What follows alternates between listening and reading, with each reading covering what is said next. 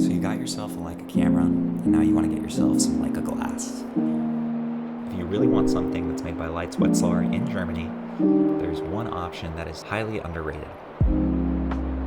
I introduce to you the Leica Summaron 35 3.5. The 35 Summaron comes in a few options.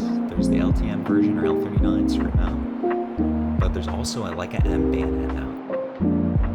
The Leica M bayonet 35 3.5 can be had for under $500, and it's razor sharp. Whenever you're buying a vintage lens, you have to make sure that the glass is in good condition. A lot of vintage lenses have fog or haze, so when you're looking for one online, make sure that you're looking at the images and reading the description carefully. The copy I have of the Summaron has near perfect glass, and you'll see the results. This lens is still razor sharp even though it's nearly 70 years old. So after setting up my Summaron, my friend and I loaded up a roll of Pro 400H that we'd had sitting in the fridge, and we went out to shoot. The lens performed beautifully, and you can see the sharpness and the character, and even at 3.5 you have this incredible swirly bokeh.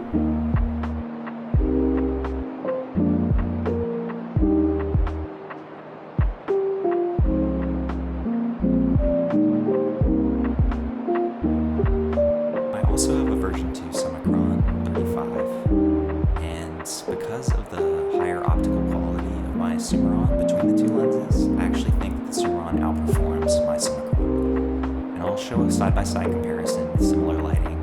The film stocks were slightly different, but you can definitely see the quality of the bokeh and the similarity in sharpness.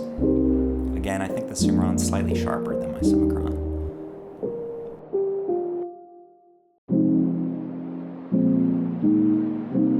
There's one big caveat with the 35 3.5 and the M bayonet mount, which is that it was made for the Leica M3.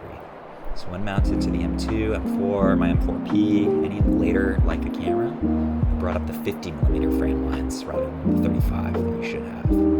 Now there's a workaround to this, but for Leica purists this is a little bit scary. Since most modern Leicas, and the M2 included, bring up the 35mm frame lines as default, you're able to file off a little bit of the bayonet off the Summaron, and therefore it'll still show the 35mm frame lines when mounted.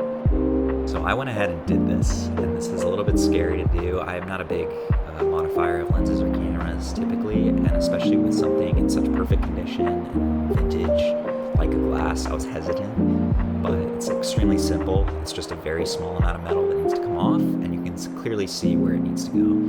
So I just went ahead and took a file and filed off a little bit at a time until it was where I needed it. So my lens now works perfectly with the 35mm frame lens. The Summaron pairs perfectly with the M2 or M4. Any silver Leica is going to look beautiful with it. And it's cool having a piece of history in your hands. A 70-year-old Leica lens made in Wetzlar, Germany by a person. The only real issue I have with this lens and many other vintage lenses is that the close focus is only a meter. And with more modern Leica glass or even third-party lenses, you're almost always going to have 0.8 or 0.7 meters as your minimum focus, which especially for things like portraits, I really like having that option. But even at a meter, you still have a great depth of field, great character, and as you can see from some of my example images, even the portraits look really good, even with the minimum focus of just a meter.